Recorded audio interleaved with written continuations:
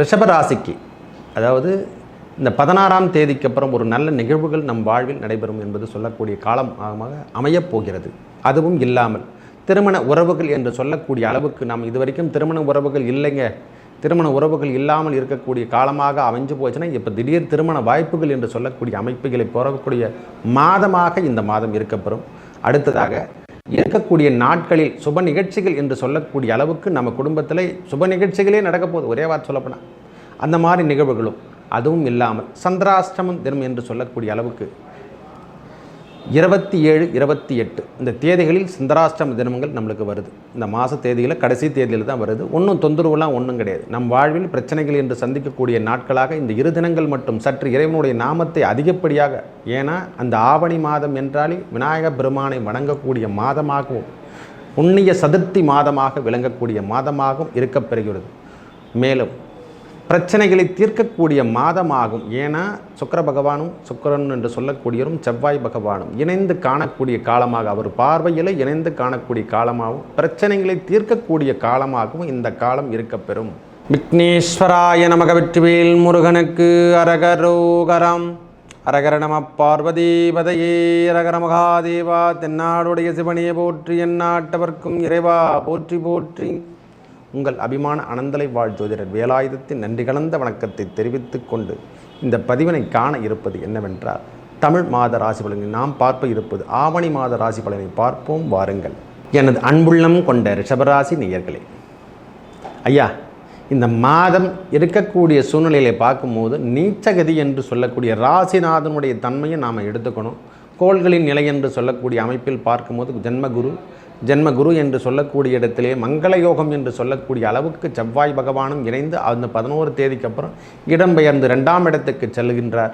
அதனால் நம்ம வீட்டில் இது வரைக்கும் சுப நிகழ்ச்சிகள், திடீர் திருமண வாய்ப்புகள் என்று சொல்லக்கூடிய அமைப்பை பெறப்போகிறோம்.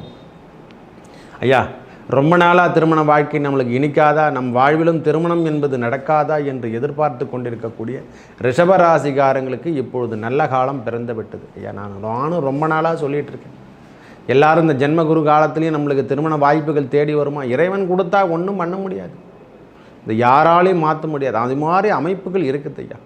2 காலபுருஷ தத்துவத்தில் 2ஆம் இடத்துல குரு பகவான் அமர்ந்திருந்து அவர் பார்க்கக்கூடிய பார்வையில் 5, 7, 9 என்று சொல்லக்கூடிய இடத்துல பார்வையும் பதியுது. நம்மளுக்கு என்ன சுகம் என்று சொல்லக்கூடிய இடத்துலையும் நம்மளுக்கு பார்வை சனி பகவானால் வக்ரகதியில் கெடுக்கிறாரு. இது வரைக்கும் துன்பத்தையே நாம் வாங்கியிருந்தோம். வாழ்வில் துன்பம் என்பது மட்டுமே நம்ம ரிஷபராசிக்காரங்க சந்தித்தாங்க. இனிமேலாவது நல்ல ஒரு காலம் நம்ம வாழ்வில் பிறக்கட்டும் ஐயா. நல்லா இருக்குது. எனக்கு தெரிஞ்ச வரைக்கும் தவறான விஷயங்கள் இந்த மாதங்கள் இல்லை. ஒரு 11ஆம் தேதிக்கு அப்புறம் சுக்கிர பகவான் இடம்பெயர்ந்து 5ஆம் இடத்திலே நீசகதி பெறுவதும், அதாவது நம்ம ராசிநாதனும் அவர் 6ஆம் அதிபதி என்று சொல்லக்கூடிய சுக்கிர பகவான் அவர் தான். அவர் நீச்சகதி பெறும் நேரத்தில் தான் சின்ன சின்ன உடல் உபாதைகள், தொந்தரவுகள் என்று சொல்லக்கூடிய அமைப்பை பெறுவோம்.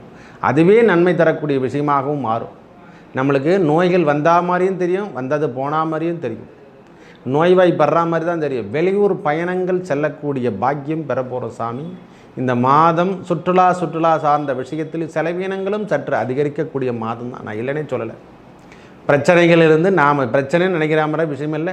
திடீர் அதிர்ஷ்டம் என்று சொல்லக்கூடிய அளவுக்கு நம்மளுக்கு அதிர்ஷ்டங்கள் கிடைக்க போதையா. தனவரவு அதிகரிக்கக்கூடிய மாதங்கள்.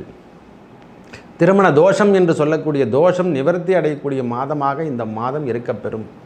ஐயா நிறைய பேர் சொல்கிறாங்க இந்த செவ்வாய் தோஷம் சொல்கிறோம், நாகதோஷம், அதெல்லாம் எனக்கு ஒப்புதல் கிடையாது. இறைவன் கொடுத்தது யாருக்கும் தோஷம் இல்லாமல் பிறப்பு என்பது கிடையாது. யாருக்காவது குறையில்லாமல் பிறந்துட்டுன்னு சொல்கிறதுலாம் வாய்ப்பே கிடையாது. அதனால் செவ்வாய் தோஷம்லாம் இறைவன் நான் பலாபலனாக தான் பார்க்குறேன். அவர் கொடுக்கின்ற பலாபலங்கள் முழுமை பலாபலங்கள் என்று தான் நான் பார்த்துக்கிறேன். ராகு இருந்தால் பெரிய பிரம்மாண்டத்தை கொடுப்பார் என்று தான் சொல்லுவேன். செவ்வாய் இருந்தால் தைரியம் வீரியத்தோடு அவர் காணப்படுவார். தோஷமாக எடுத்துக்கக்கூடாது. எதையுமே பாவமாக பார்த்து அதை தான் சொல்லலாம். குலம் தாழ்த்தி சொல்வதும் அந்த குலத்திலே நாம் பிறக்கிற மாதிரி ஆகிடும். அதனால தான் வேணான்னு சொல்கிறது. இந்த வார்த்தையே வேணாம் என்று எடுத்து முடிவு போட்டுட்டையா. இந்த ரிஷபராசிக்கு 16, 17 தேதிக்கு அப்புறம் நம்மளுக்கு 2ஆம் அதிபதி 3ஆம் இடத்துக்கு சென்று அவரே 4ஆம் இடத்துக்கு செல்லக்கூடிய காலமாகவும் சிம்மத்தில் அமரப்போகிறார். அப்புறம் நம்மளுடைய பிரச்சனைகளை தீர்க்கக்கூடிய காலமாகவும் தனவரவு அதிகரிக்கக்கூடிய காலமாகும். ஏன்னா சூரியன் நம்ம 1ஆம் தேதியே இடம்பெயர்ந்து 4ஆம் வீட்டுக்கு வந்துடுறார் ஐயா.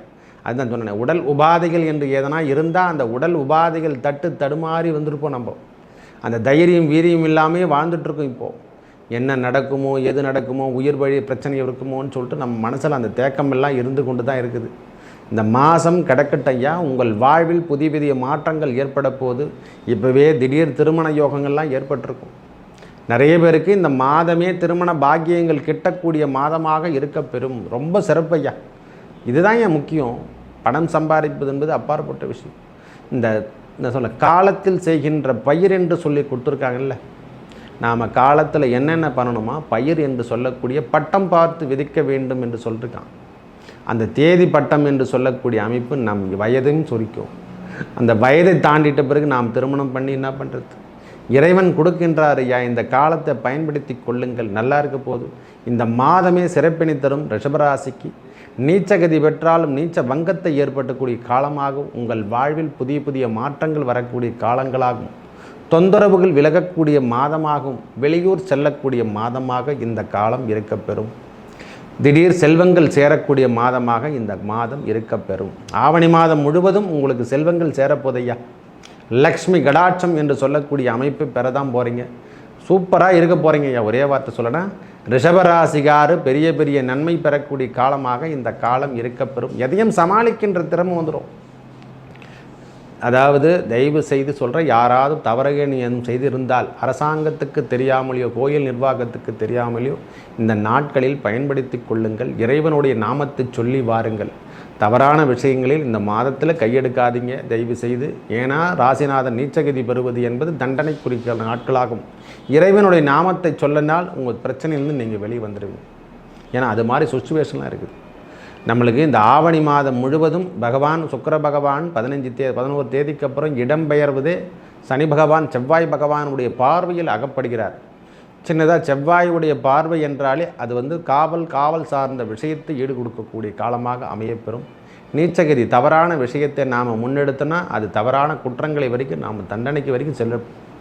மற்றபடி எதுவும் தவறான விஷயங்கள் நாம் இறைவனுடைய நாமத்தை சொல்லிக்கொண்டு வந்தால் உங்கள் வாழ்வில் புதிய புதிய மாற்றங்கள் ஏற்படும்.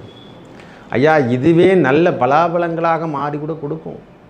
இது வரைக்கும் நாம் செய்திருந்த பிரச்சனைகளை விட்டுட்டு நாமளே விலகி விடுவோம். தவறான பாதையை நாம் எடுத்தவங்க கூட இந்த மாதம் அதிலிருந்து விலகக்கூடிய நாட்களாக இருக்கப்பெறும். நல்லதே நடக்கப் போகுதையா. எனக்கு தெரிஞ்ச வரைக்கும் நல்லதே நடக்கப் போகிறது. தேவையில்லாத விஷயத்தில் தகவல் தெரிவிக்காதீங்க. இந்த மாதம் சிறப்பினை தருமா? கண்டிப்பாக சிறப்பினை தரும். தொழில் சார்ந்த விஷயத்தில் இது வரைக்கும் இல்லாமல் இருந்தவங்களுக்கு, அரசு உத்தியோகத்துக்காக காத்துட்ருக்கிறவங்களுக்கு இது ஒரு புதுமையான மாதம். வேலை சார்ந்த விஷயத்தில் நம்மளுக்கு தகராறு, ஐயா டிரான்ஸ்ஃபர் கொடுக்குறாங்க ஐயானா ஏற்றுக்கொள்ளுங்கள். இந்த மாதம் கொடுத்தாங்கன்னா ஏற்றுக்கொள்ளுங்கள். எந்த பிரச்சனையும் கிடையாது. எந்த துன்பமும் உங்களுக்கு வெளிவராது. யாராக இருப்பினும் ரிஷபராசிக்காரங்க கிருத்திகை ஆகட்டும், ரோகிணி ஆகட்டும், மிருகசீரிஷம் ஆகட்டும், யாராக இருப்பினும் இந்த மாதம் டிரான்ஸ்ஃபர் எதனா கொடுத்தாங்கன்னா கண்டிப்பாக வாங்கிக்கின்னு வெளியே போயிடுங்க ஐயா. நிம்மதி. நீங்கள் வெளியே செல்லும் பொழுதே உங்களுடைய பிரச்சனை உங்களை விட்டுட்டு வெளியே போயிடும். மேலும் நல்லதெல்லாம் உங்கள் பிரச்சனை நல்ல காலம் பிறந்தது என்று சொல்லக்கூடிய அளவுக்கு உங்களுக்கு பிரச்சனையில் தீர்க்க போகிறீங்க. பிரிவினை என்று சொல்லக்கூடிய அளவுக்கு இது வரைக்கும் கணவன் மனைவிக்குள் எதனா ஒரு தொந்தரவு இருந்ததுன்னா, உடல் உபாதைகள் இருந்தால் கூட அவைங்கள்லாம் நல்லா இருக்க போது. பிள்ளைகள் வழி வந்த பிரச்சனைகள், கல்வி சார்ந்த விஷயத்தில் தடைகள் இனிமேல் துறையதையா. அதுக்கான செலவுக்கேற்ற ரூபாயெல்லாம் வருமானம்லாம் நம்மளுக்கு வரப்போகிறது. நம்ம பிரச்சனையிலேருந்து இந்த மாதம் வெளியே வந்துடும்.